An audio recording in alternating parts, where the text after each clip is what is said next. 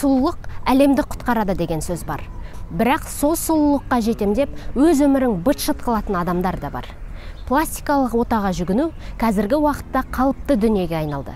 Адамдар осы процедуралар арқылы бойындағы кемшіліктерді түзеп жатады. Бірақ кейбіреулер пластикалық отаға есірткіге секілді тәуелді болып отырып қалады екен. Нәтижесінде артық қыламын деп тыртық қылып жатады. Менің атым Сәнім. Бұл ақпараттық танымдық білесіз бе YouTube арнасы? Қош келдіңіздер. Бүгінгі шығарылымда жасалған пластикалық операциялардың сұмдық салдары, яғни сұлулыққа ұмтыламын деп құбыжыққа айналған адамдар жайлы айтамын. Әзірге арнама жазылып, осы видеоға лайк басып, және астына өзіңіздің пікіріңізді қалдыруды ұмытпаңыз. Келістік пе? Ал біз бастадық. Ханг Миоку. Кезінде Кореяда өте танымал болған әнші және модель. Алайда жасы 28-ге келгенде Миоку бетінде пайда болған ұсақ әжімдерді байқайды. Ол жедел түрде пластикалық операцияға жүгініп бетін тартқызады. Бірақ бәрібір Миоку өзінің жүзіне көңілі толмайды. Оның ойынша, оның беті өзі қалағандай тегіс әрі нәзік емес. Ол пластика жасауға дүкенге барғандай жиі баратын болды. Бетін тартқызды, силикондар салғызды. Тым жиі пластикалық процедуралар денсаулығына қауіпті бола бастағандықтан, нәтижесінде Миокуды барлық пластикалық клиникалар қара тізімге салып қабылдамай қойды.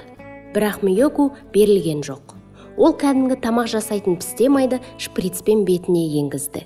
Нәтижесінде беті мен басы тым үлкен көлемге ұлғайып кетті. Басының үлкейіп кеткені соншалық, басы иықтарынан да дәу болып кеткен. Бірақ көп ұзамай енгізілген май оның жүйке тамырларына зиян әсер бере бастады. Сондықтан оған шұғыл ота жасалынды. Дәрігерлер оның беті және мойнынан 400 граммға жуық пісте майды алып тастады. Бірақ бұрынғы сұлулығын қайтарып бере алмады. Қазір Миокудың жасы 52-де. Оның бір ғана арманы бар: бұрынғы сұлулығын қайтару. Бірақ бұл орындалмас арман. Джослин Вильденштейн. Джослин ел аузында мысық әйел деген атаумен танымал. 30 жасында бетіне алғашқы әжімдер түсе бастаған. Миллиардер күйеуі тастап кетеді деп қорқып кеткен Джослин пластикалық процедураларға жүгіне бастайды. Бірақ күйеуі көзіне шөп салып жүргенін біліп қойғанда, Джослин пластикалық оталарды жасатуды үдете түседі. Күйеуі мысықтарды ерекше жақсы көретін. Сондықтан жүзін мысыққа ұқсатып жасатады. Бірақ бұл құрбандықтардың ешбірі олардың некесін құтқармады. Күйеуі әйелінің ұсқынсыз болып кеткендігінің себебінен онымен ажырасады. Бірақ ажырасу барысында Джослин сот шешімімен күйеуінен $2 миллиард өндіріп алған екен. Қазіргі таңда Джослин 76 жаста, миллиардер және жас күйеуі бар. Өзін бақытты деп есептейді екен. Михаэла Романини. Михаэла итальяндық танымал модель. Өте бай отбасыдан шыққан. Оның нағыз итальяндық аруға тән сұлулығына бәрі тәнті болатын. Қалың қою қара шашы, мінсіз бет келбеті, фигурасы және байлығы.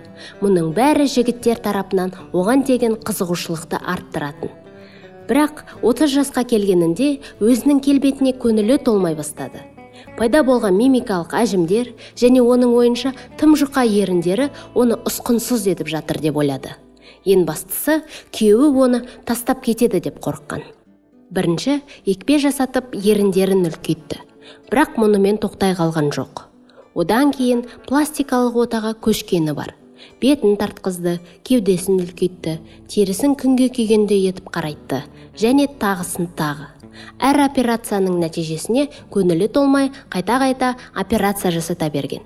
Нәтижесінде кезінде сылқым ару болған Михаэла қазір әйелдің киімін киіп боянып алған еркекке ұқсап қалды. Соңғы сұхбаттарында Михаэла пластикалық оталар жасатқанына өкінетіндігін айтыпты. Бірақ болған іс болды, бояуы сіңді. Дәрігерлердің айтуынша, бұрынғы сұлулықты қайтару мүмкін емес екен. Бәріміз үшін сұлулық деген ұғым әртүрлі. Біреуге сырт келбет маңызды болса, біреуге ішкі жан дүниесі. Менің ойымша гармония қажет. Адамның ішкі дүниесі мен сырты үйлесім табу қажет. Ең бастысы, ішкі жан дүниеміз сұлу болсын.